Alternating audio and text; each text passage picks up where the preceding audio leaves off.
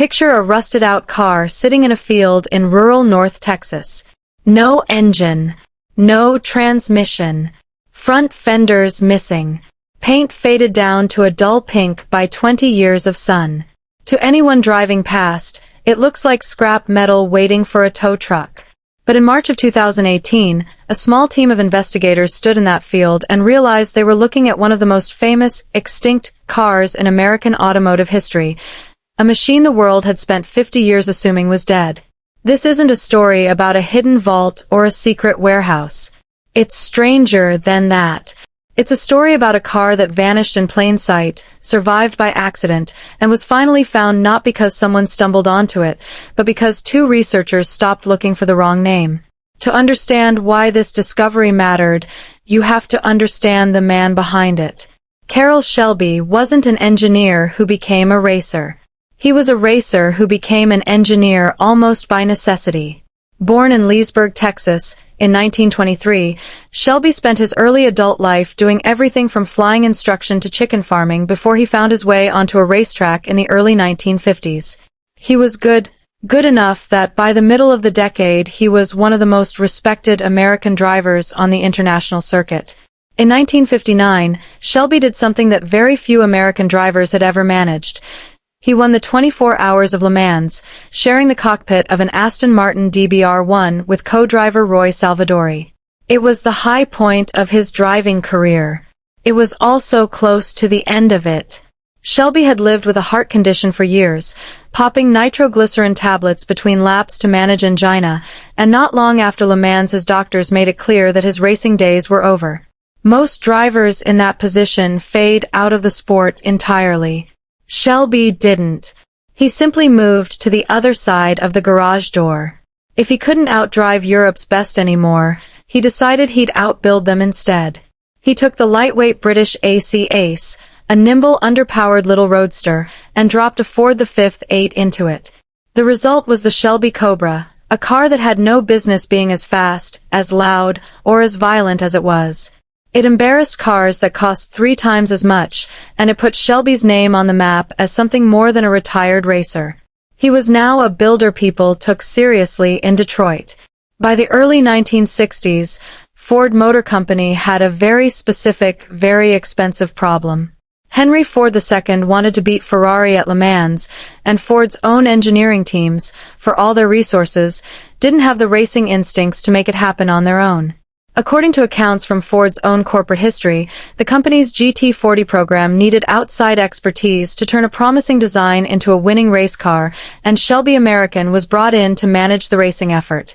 The payoff came in 1966, when Ford GT40S swept the podium at Le Mans, ending Ferrari's dominance and giving Ford back-to-back wins from 1966 through 1969. That success gave Shelby enormous credibility inside Ford, and it opened the door to a second, less glamorous but arguably more influential project, turning the Mustang into a genuine performance car. Lee Iacocca, the Ford executive who had championed the Mustang's development, understood its sales potential as a stylish, affordable coupe. What the Mustang lacked, in its earliest form, was teeth. Shelby's job was to give it some. The Shelby GT350 arrived for the 1965 model year, a stripped-down, track-focused version of the Mustang built in small numbers at Shelby's Los Angeles facility. The GT500 followed in 1967, adding big-block V8 power to the formula. These weren't simple trim packages. They were a deliberate attempt to attach motorsport credibility to what was, at its core, a mass-market car, and it worked well enough that Shelby Mustang became its own category in the collector world, separate from ordinary Mustangs entirely. Here's something that doesn't get talked about enough when people discuss legendary car companies. The famous production models are only half the story. Behind every Cobra, GT350, and GT40 sits a much messier layer of history. Prototypes, engineering mules, styling experiments, and one-off test cars that were built to answer a single question and then were supposed to disappear. In the 1960s, automakers didn't treat prototype vehicles the way collectors treat them today. There was no expectation that a test car would ever be worth anything, because there was no reason to think it would. A prototype existed to answer engineering questions. How does this suspension geometry behave at speed? How does this engine package fit under this hood? How does this styling cue look in daylight? Once those questions were answered, the car had done its job. Standard practice, especially for cars carrying pre-production or experimental parts that manufacturers didn't want on public roads, was to send them to be crushed. Liability was part of it. So was the simple fact that nobody in a corporate accounting department in 1968 was thinking about what these cars might be worth to a niche group of enthusiasts 50 years later. That's the backdrop that makes the story of Little Red so remarkable. It wasn't tucked away in a private collection. It wasn't lovingly preserved under a cover in somebody's heated garage. For decades, the near-universal assumption among Shelby historians was that it had gone to the crusher like most of its siblings. The car had simply been erased from history, or so everyone thought. The car in question was a 1967 Shelby GT 500 EXP, standing for experimental, nicknamed Little Red for its bright candy apple red paint. And it broke the mold in a very specific way. It was a notchback hardtop coupe, not a fastback. Every production Shelby GT 350 and GT 500 from that era wore a fastback body. Little Red didn't. According to reporting from outlets that covered its rediscovery, it was the only notchback coupe Shelby American ever built, making its body style alone a historical anomaly. Under the hood, or rather, where the hood's contents should have been by the time it was found, Little Red had originally carried a 428 cubic inch V8 fitted with a Paxton supercharger, along with a rare factory dual-quad carburetor setup that made it genuinely one of a kind. Reports on the car's history note that engineers even experimented with running twin superchargers on it at one point. This wasn't a showpiece. It was a rolling test bed for ideas Ford and Shelby weren't ready to put into regular production: supercharging, big block torque management, and styling elements like side scoops and tail panel treatments that were being evaluated for future models. There's a second experimental Shelby coupe that plays a crucial role in this story: the 1968 GT 500 EXP, nicknamed the Green Hornet. Owned by Barrett Jackson chairman and CEO Craig Jackson, Green Hornet was fitted with genuinely forward-looking hardware for its era: independent rear suspension, four-wheel disc brakes, and an early electronic fuel injection system. Jackson had spent years restoring Green Hornet, and in the process of that restoration, he and classic car specialist Jackson Billups kept circling back to a question that had nagged Shelby collectors for decades. If Green Hornet had survived against the odds, was it possible that Little Red had too? This is where the story stops being a fantasy about a hidden garage and becomes something more interesting: a genuine piece of detective work built entirely on paperwork. For years, anyone hunting for Little Red had approached the search the same way, using the Shelby American-assigned serial number stamped on the car when it left Shelby's shop.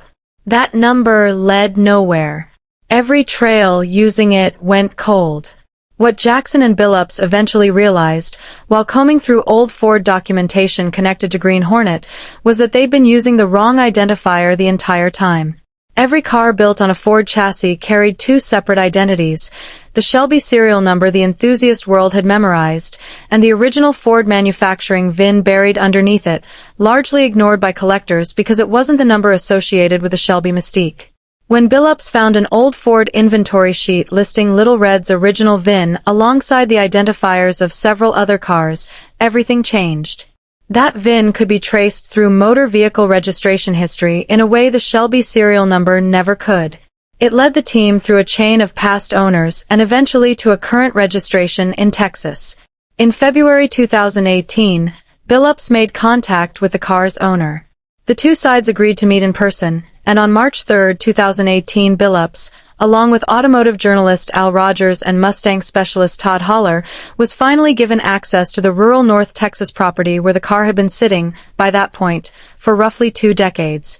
What they found wasn't glamorous. Little Red had been sold off as an ordinary used car not long after its prototype work ended, then passed through a string of private owners with no idea what they actually had. Along the way it lost its engine and transmission, had its front fenders removed, and by some accounts was even broken into while sitting in storage, with parts stripped by a thief who likely had no clue the car's real value. By the time it landed in that Texas field, sitting among a scattered collection of other aging vehicles, It looked, to an untrained eye, like nothing more than a tired old Mustang shell rotting in the weeds. But the details were still there for anyone who knew what to look for. The distinctive Shelby-style horizontal taillights, the side stripe pattern, small Shelby badges on the roof pillars, and underneath the sun-bleached paint, unmistakably red. Working with renowned Mustang authenticator Kevin Marty, the team cross-checked serial numbers, date codes, and other documentation to confirm what they already suspected. This was, without question, the missing GT500 EXP. Little Red wasn't a myth. It had simply been hiding in ordinary neglect, the kind no one thought to look for because everyone assumed the car had been destroyed decades earlier. It would be easy to file this away as a great barn find story and move on. But Little Red's significance runs deeper than rarity or a good headline. Its most important legacy isn't the car itself, it's what the car helped create. Little Red's styling directly influenced the 1968 Mustang California Special, a limited production Mustang that borrowed design cues developed on the experimental coupe and brought a Shelby-flavored look to a much wider audience than the low-volume Shelby models ever reached. In other words, even while the physical car sat forgotten in a field, pieces of its design DNA had already been quietly shaping Mustang history for 50 years. Enthusiasts have been looking at echoes of Little Red on production California Special Mustangs without knowing the original test car that inspired them was still out there, intact enough to eventually be restored. There's also a technological through line worth noting. Ideas tested on Little Red and Green Hornet, supercharging, independent rear suspension, electronic fuel injection, four-wheel disc brakes, read today less like curiosities and more like a preview of features that wouldn't become standard on performance Mustangs for decades.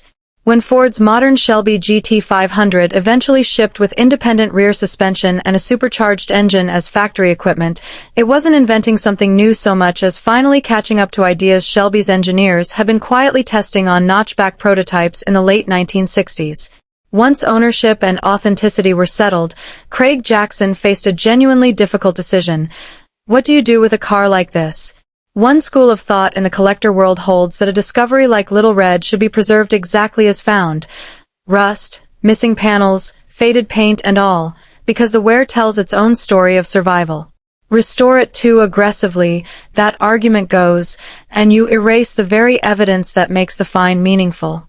The other view is that Shelby didn't build cars to sit motionless as museum relics. He built them to run. Jackson ultimately chose restoration, but a carefully documented one, given how complicated the task actually was. Because Little Red had spent its working life as a rolling test platform, its specification changed multiple times over its short prototype career. There was no single, correct, factory configuration to simply replicate. The restoration team had to make judgment calls about which point in the car's experimental life they were trying to recreate. That work culminated in January 2020, when Little Red was formally unveiled to the public at the Barrett-Jackson auction in Scottsdale, Arizona, displayed alongside its restored sibling, Green Hornet, for what organizers described as the first time the two experimental Shelby notchbacks had ever been shown together. Jackson later noted that no photograph is known to exist of the two cars side by side from their original era. 50 years later, they were finally united in person. It's tempting to frame stories like this as pure luck, right place, right time, right barn. But the recovery of Little Red wasn't luck. It was the product of two people refusing to accept a 50-year-old assumption just because it had gone unchallenged for so long. Every serious search before Jackson and Billups had failed for the same reason. They were all looking under the wrong name. The moment the team stopped chasing the Shelby legend and started chasing the Ford paperwork underneath it, a cold trail that had defeated collectors for half a century opened up in a matter of weeks. That's the real lesson buried in this story, and it says something true about Carroll Shelby's whole career, not just this one car. Shelby's genius was never about secrecy for its own sake. It was about building in the gap between what a company was willing to officially sanction and what was actually possible if you pushed hard enough. Cars like Little Red and Green Hornet existed precisely because Ford and Shelby American were using them to find the edges of what the Mustang platform could become, testing ideas long before they were safe, affordable, or ready for a showroom floor. Little Red spent 5 decades believed dead, sitting in the open the entire time, protected only by the fact that nobody who saw it understood what they were looking at. Now it sits fully restored, a physical record of the experimentation that happened quietly behind Shelby's famous production cars, proof that some of the most important chapters in automotive history are the ones that were never supposed to survive long enough to be told. So here's the real question worth sitting with. How many more of these are still out there? Cars like Little Red survive specifically because they don't look important, because a faded paint job and a missing engine can hide 50 years of history from everyone except the 2 or 3 people who happen to be looking for the right number. Somewhere, in a field or a storage unit or the back corner of a shop nobody's cleaned out since the Nixon administration, there may be another one waiting.